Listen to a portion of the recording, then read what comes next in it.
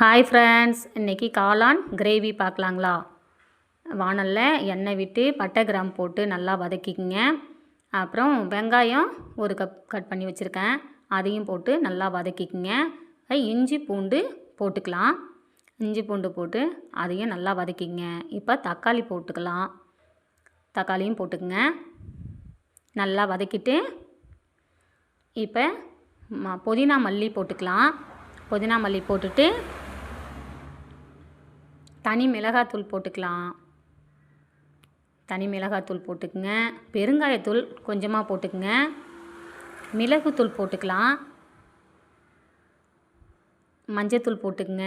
கரம் மசாலா தூள் போட்டுக்கலாம். கரம் மசாலா தூளும் போட்டுக்கலாம்.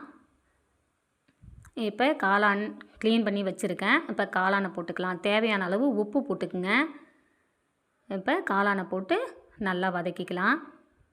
நல்லா வதக்கிங்க. தேவையான அளவு தண்ணி விட்டுக்கலாம்.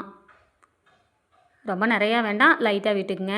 இதில் தேங்காய் அரைச்சி ஊற்றலாம், அதெல்லாம் வேண்டாம். நம்ம இப்படியே செய்யலாம். நீங்களும் வீட்டில் ட்ரை பண்ணி பாருங்கள். இட்லி, தோசை, சாப்பாடு எல்லாத்துக்குமே போட்டுக்கலாம்.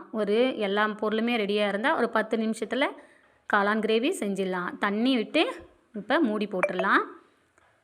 நல்லா வேகட்டும். அதுக்குள்ளே நம்ம தோசை ரெடி பண்ணிக்கலாம். தோசை ஊற்றி வச்சுக்கலாங்களா? இப்போ கிரேவி ரெடி ஆயிடுச்சு, வாங்க சாப்பிட்லாம். நீங்களும் ட்ரை பண்ணி பாருங்கள். இப்போ தோசை ரெடி ஆயிடுச்சு. வீடியோ நல்லா இருந்தால் வீடியோவுக்கு ஒரு லைக் பண்ணுங்கள். ட்ரை பண்ணி பாருங்கள் நீங்களும்.